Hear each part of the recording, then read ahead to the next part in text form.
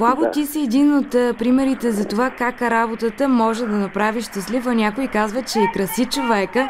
Разкажи ни малко повече за себе си и как и защо реши да се занимаваш с фотография. Със сигурност, когато на един човек му е приятно да работи това, което прави, това нещо го краси. Аз лично се занимавам с фотография от 10 на години вече и общо взето това ми беше хоби от малък, което несъзнателно съм практикувал. И така да се каже, банално звучащо, фотографията ме избра мене по-скоро.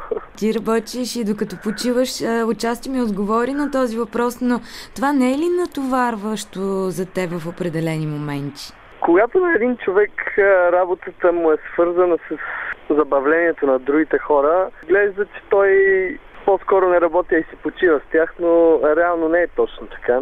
Когато аз работя, не почивам и когато почивам, не работя, дори да се смесват нещата.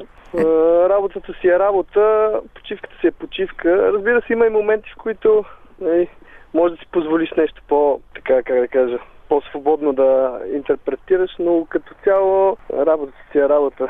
Да. Как успяваш да съчетаваш двете неща? Предполагам, че всеки човек, който работи това, което му харесва, по-лесно може да ги съчетава, тъй като крайният резултат му е по-интересен лично на него и му е по-важен лично на него самия да се докаже с нещо по-качествено, да кажем. И това се явява като един стимул, който ти дава повече енергия да ги съчетаваш тези неща и да имаш желание в своята почивка да правиш нещо такова. Нали?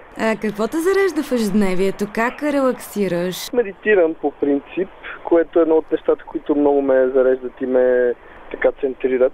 Другото нещо, което много ме зарежда е природата. Сега лятно време използвам всяко свободно време за мене да ходя на излети, на палатки, в гори, на язовири и така нататък. Природата е нещо, което наистина усещам много близко до себе си и то ме зарежда супер много. А би ли могъл да кажеш кой е сполучливия кадър за теб, ако продължим да си говорим за фотография? Това могат да бъдат две неща. Едното е кадъра, който кара хората да ахнат, като го видят в първия момент. А другото е кадъра, който първо не прави впечатление, но в него нещо те кара да стоиш и да го гледаш и да разсъждаваш над него. Сещаш ли се за някакви куриози в работата си, които би могъл да споделиш с нас?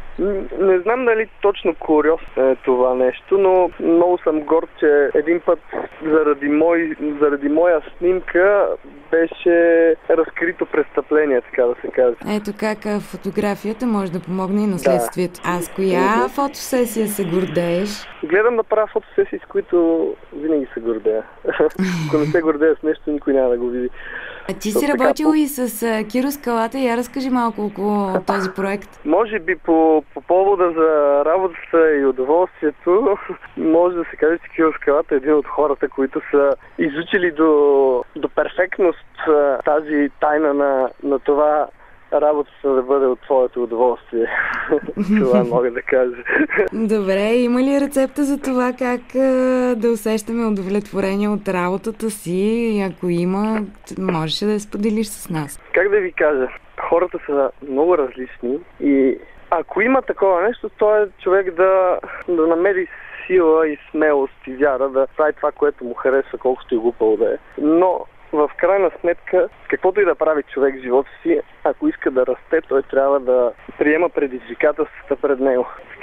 В такъв ред на мисли, дори да работиш това, което ти харесва, предизвикателствата винаги ще бъдат пред теб и няма как да е песен постоянно.